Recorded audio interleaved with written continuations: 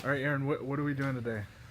Today we're back at my work and pulled the 240 and got some brakes for it because I don't know if you can see, but if you look in here, the brake rotors are severely warped and the brake pads are like probably a 1 millimeter or 2 millimeters. So we're gonna replace them. Got 4 brand new rotors all the way around and brand new semi-metallic brake pads because I didn't want to go organic because they're cheap. Sweet. Oh my god. I'm like not excited to take this off just to find out like what these other people did. It was $60 last night Where's the harness bar at? in my car. Okay.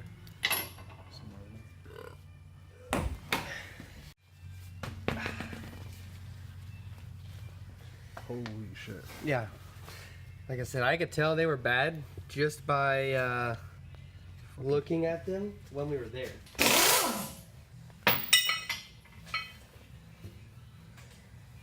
All right, Aaron, so explain how we're gonna do this real quick, just like 30 seconds. So how you remove brakes, get the vehicle lifted, whether with its jack, put it on jack stands, make sure your locks are securely safe, and then take your wheel off and find out.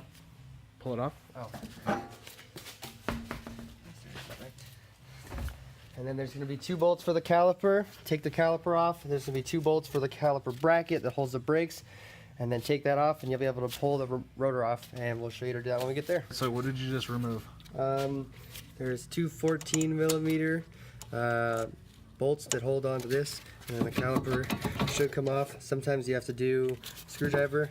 Make sure you secure it where it's not going to be putting too much tension on the wire. And then get you a 17 millimeter and it'll take off. Ow. I guess. Whoa. This one has a jam nut.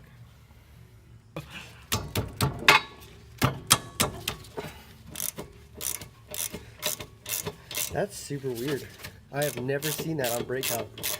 I did brakes this morning. I did quite a few.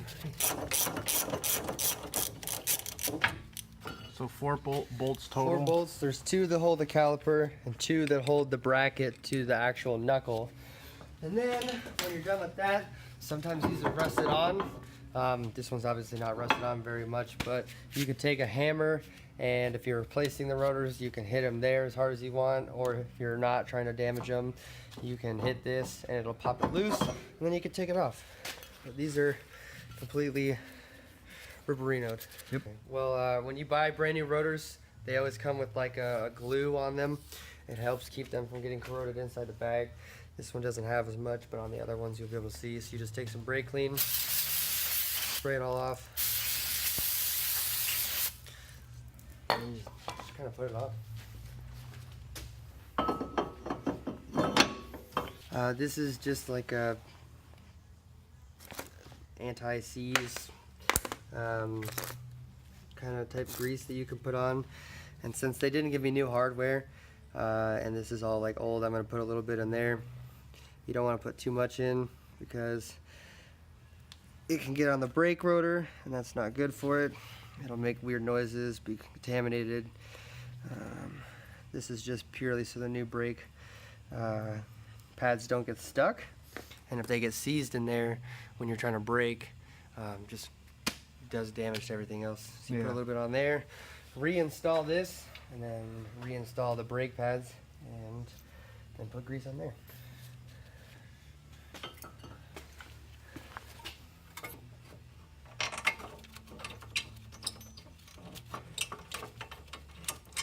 I almost brought my camera today so we could do time lapse too.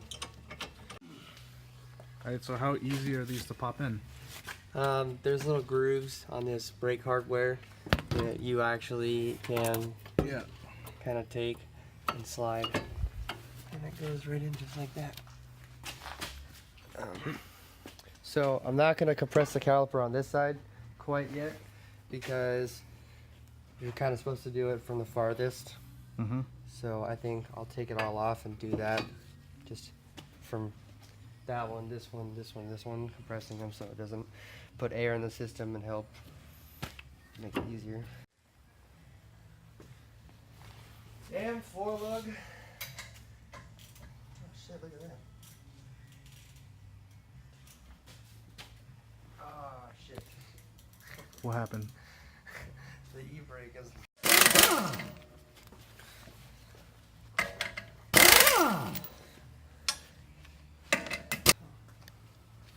At least they're not, they don't look like super cheap.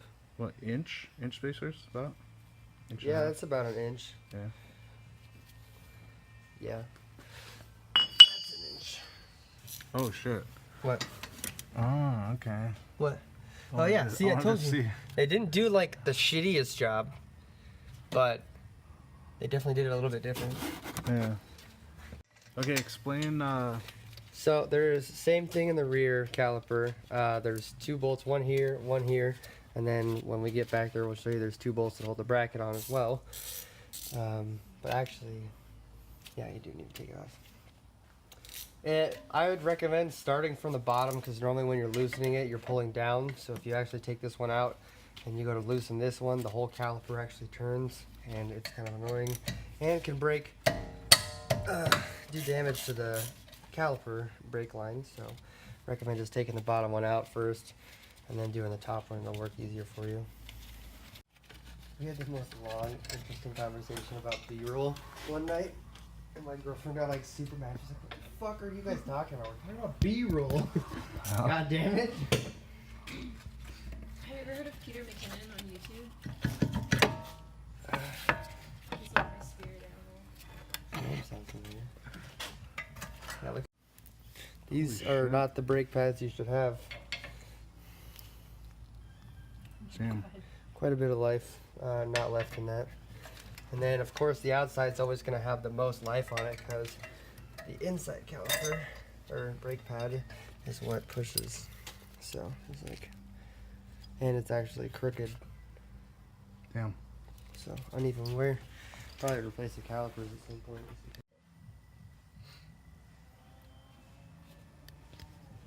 It looks like coffee with too much cream. That thing has like legit, because it's all 2 years old. Mm-hmm. Should I just buy some spacers that are 4 to 5 lug? No. Don't do that. Like this tab. Always look at how the brake pads, so like the brake pad's gonna sit like this. So your brake wear indicator is gonna be on the bottom.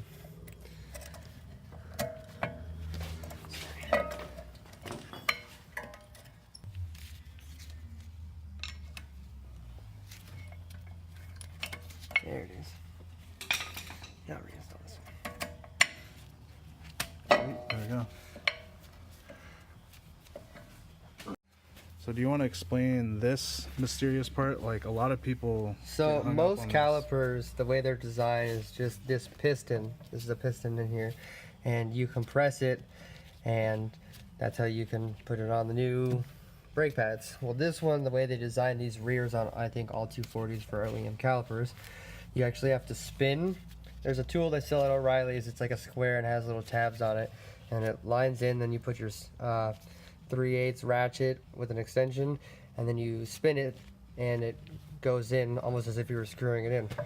And that's how you compress rear calipers on a 240.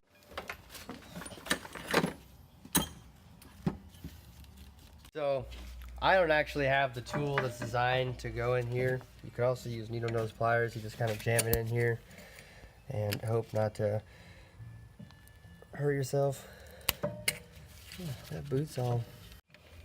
Okay, so you actually take the needle nose pliers and you turn it to the right. It's kind of a pain in the butt, but sometimes you don't have the tools around and you do have some other tools. So you gotta do what you gotta do.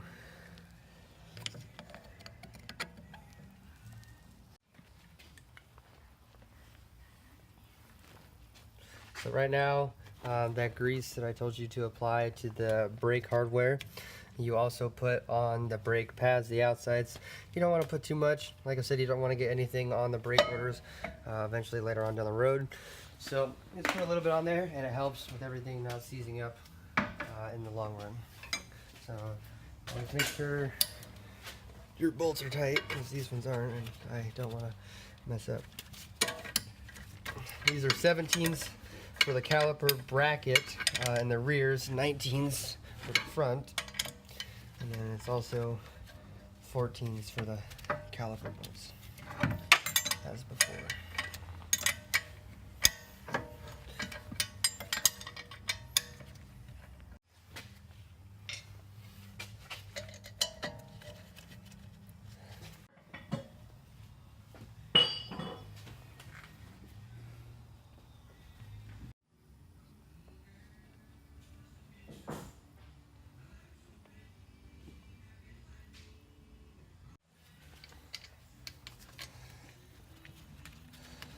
So now we're just installing the last 2 caliper bolts for the rear, and then we'll go up to the front, compress those calipers, and install those.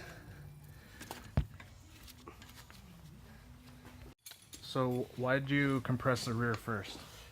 So the way that you, I guess, compress the calipers to help prevent the least amount of air going into the system, and this is just the way I was taught. You always start at the farthest caliper away from the master cylinder, and then you go across. So you go this one, that one, the passenger, and then you do the driver.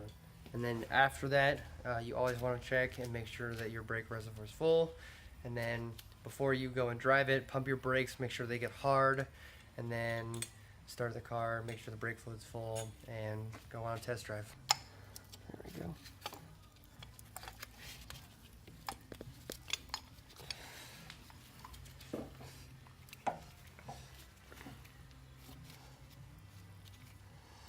So in order to get the fronts compressed, because they're a little bit different style, you don't actually have to do that. Just take an old brake pad and a C-clamp, preferably. I think this is a 5 or 6 inch. You might get away with a 4 inch. And then you just slowly compress the old brake pad on the caliper piston, and it will go down, and you get it down nice and easy.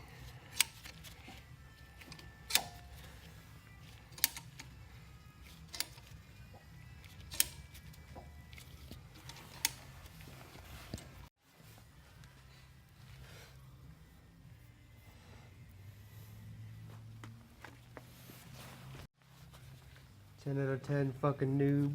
Oh, sorry for swearing.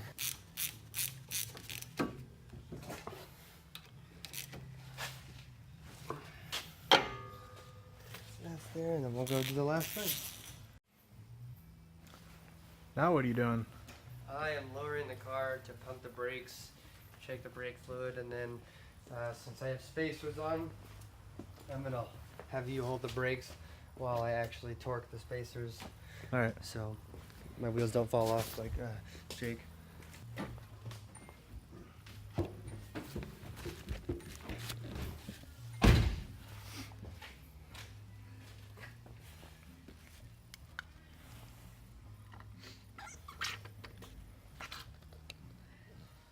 I gotta take this fucking thing off. What does this say? Project Ill? Project Project- Mio. Oh, Project the fuck is it?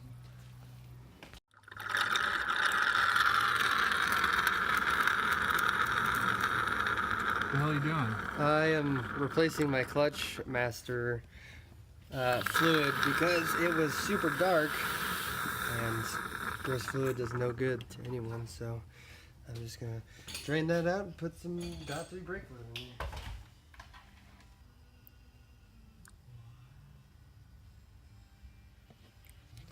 Professional. Now those are on.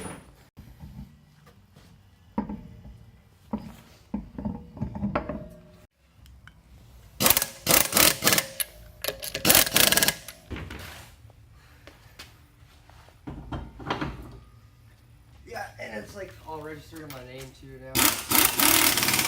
That's good.